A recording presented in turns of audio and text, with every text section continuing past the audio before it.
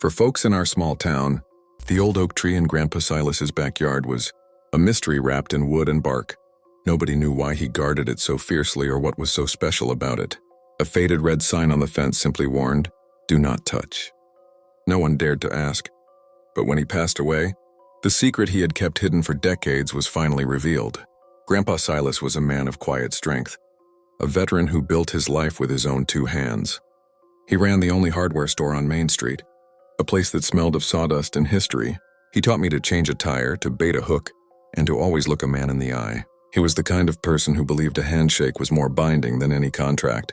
His biggest peculiarity was his unwavering devotion to that tree. From his favorite rocking chair, he'd watch it for hours, a fierce protectiveness in his gaze. After he passed in his sleep, the town mourned a legend. But the family was left with a difficult decision. The oak's sprawling roots were threatening the foundation of our childhood home. With heavy hearts, we agreed to have it cut down. It felt like an ending, a piece of our history being erased. The day the chainsaws came, the whole neighborhood came out to watch. It was a somber moment. The tree, which had stood taller than any house on the street for generations, fell with a mighty earth-shaking groan. As the workers cleared the stump, one of them found it, a weathered canvas bag, wedged deep within the tangled heart of the roots, Grandpa's final silent secret. My father carefully pulled the bag free. It was heavy, but not with gold or jewels. Inside, we found three things. A tattered Bible, not just any Bible, but the one his mother had given him before he shipped off to war. It was full of underlined passages and handwritten notes in the margins, his silent conversations with faith during a difficult time. A small tin box. Inside were dozens of tiny, folded pieces of paper. They weren't documents or cash. They were hand-drawn maps of the town.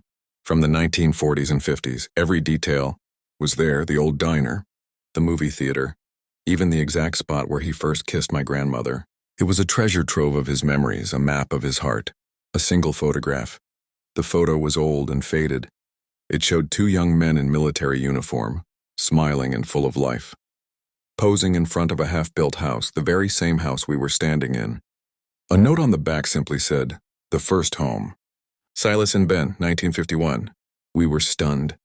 Grandpa never spoke of a brother named Ben. He was a quiet, only child to our knowledge. We looked around at the house he built with his bare hands, the hardware store he ran, and the tree he had protected his entire life. And suddenly everything made a little more sense. The tree wasn't just a tree. It was a time capsule, a keeper of his most cherished memories. It held the legacy of two young men who dreamed of building a life together, a dream that, for reasons we didn't yet know, only one of them had the chance to finish. The sun was setting, casting long shadows across the empty backyard where the great oak once stood. We were quiet, each of us holding a piece of Grandpa's secret. My father held the faded photograph, his thumb tracing the faces of the two young men.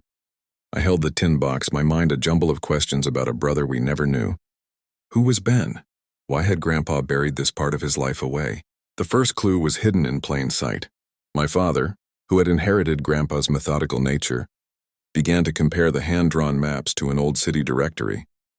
He noticed that one map, more detailed than the others, had a small, circled X next to a building that no longer existed. The Old Town Movie Theater, the Roxy. On a separate, folded piece of paper inside the box, a note from Grandpa's shaky hand simply read, "Look behind the screen." The next morning we drove to where the Roxy used to be. It was now a modern bank building, all glass and polished stone, a stark contrast to the faded brick and neon lights of Grandpa's drawing. As we stood there, my father's face looked lost in memory. "This is where your grandma and I had our first date," he said quietly. "Your grandpa would tell us stories about working here as a teenager." We went inside and explained our strange mission to the bank manager, a young woman who found our story fascinating. We showed her the old map. She smiled. The building was completely gutted, but the original vault is still here. Maybe that's what he meant? She suggested. She led us through a maze of offices and cubicles to a heavy steel door, now just a decorative piece in a conference room. It was the old bank vault. We explained that we needed to look at it closely, just as my father was about to give up. He looked down at the hand-drawn map again. On the back, in faint pencil, was a single word he had missed before: locker. It wasn't about the vault. It was about something inside. My father's eyes lit up with a newfound purpose. He remembered a story from his childhood, how Grandpa Silas had, for years, rented the same lockbox at the bank. He had never told anyone why. He'd simply said it was just in case. The manager went through the bank's old records and found the lockbox. It hadn't been touched in over 20 years. When she brought it to us, it was a heavy, small metal box, sealed with a brass lock. We tried a dozen keys from Grandpa's old key ring, but none of them fit. "There must be another key," I said, feeling a wave of frustration. My father paused, looking at the faded photograph of his father and Ben. He smiled a little, a knowing look in his eyes. He had found another detail on the old photo, a small, barely visible tattoo on Ben's wrist. It was an anchor with a small number. He pulled out the old Bible from the canvas bag. We flipped through the pages until we found the note from Grandpa's hand, the one that was underlined and referenced the compass. At the bottom of the page was a date, 1951, and a name. Ben, U.S. Navy. The lockbox wasn't in the bank vault. It was in the town's oldest post office, the same one from the map. And the key was not a physical one, but a code hidden in the stories of a man who never spoke. The number was the key. We realized then that the final clue wasn't with us, it was still waiting to be found, somewhere with Ben. And to find it, we needed to know where he had gone. The handwritten note in the Bible and the faint tattoo on the old photograph were more than just clues. They were a roadmap into a past we never knew. We finally understood that Grandpa wasn't trying to hide his secrets, he was waiting for someone to be ready to find them. The number on the tattoo, a small 104, had to be the key to something.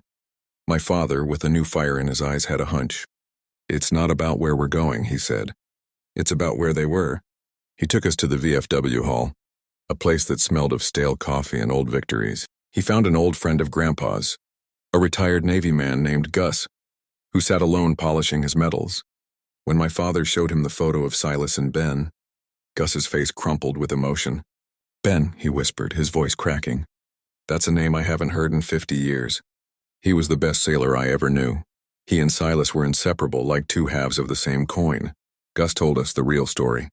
In 1951, both Silas and Ben were stationed on the same naval destroyer during the Korean War. They made a pact.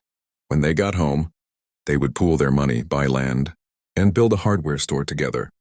The oak tree wasn't just on Grandpa's land. It was planted as a sapling by both of them before they left, a symbol of their future. But war changes everything. One night, their ship was hit by a torpedo.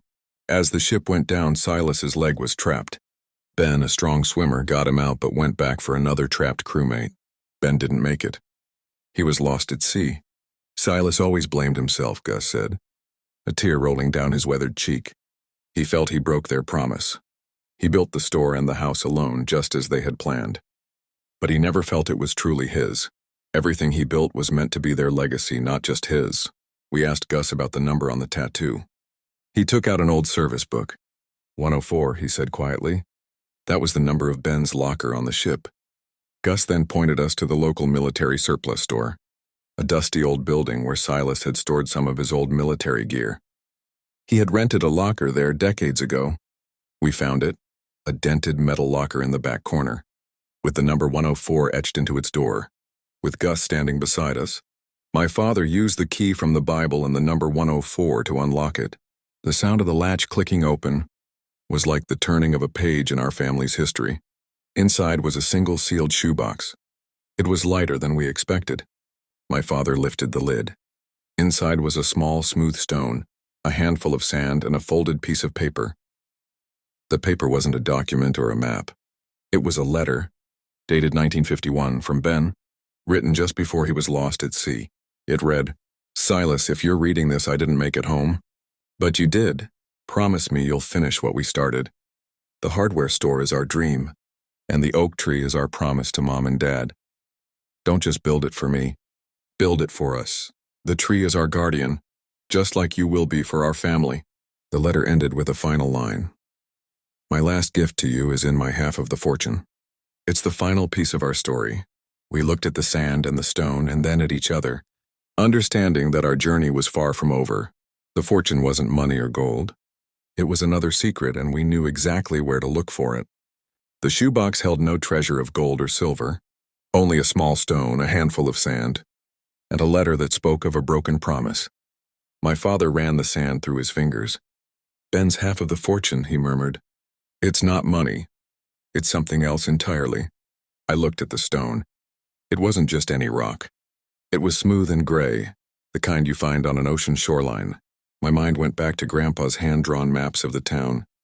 There were dozens of them, but one was different. It wasn't a map of a place, but a map of a path, a winding road that led out of town to the coast. Along the path, Grandpa had drawn small, cryptic symbols. We now knew they were clues. We took the old map and followed the route. The 2-hour drive took us past rolling farms and quiet woods, all places we'd seen before but never truly looked at. We were following a map not of roads but of memories. The last section led to a forgotten gravel road that ended at a small rocky cove. The sand on the beach was gray, just like the sand in the shoebox. We had found the place. This was where Silas and Ben had said their final goodbyes. My father looked at the stone from the shoebox. He turned it over in his hand and saw a small number etched on the bottom. 2.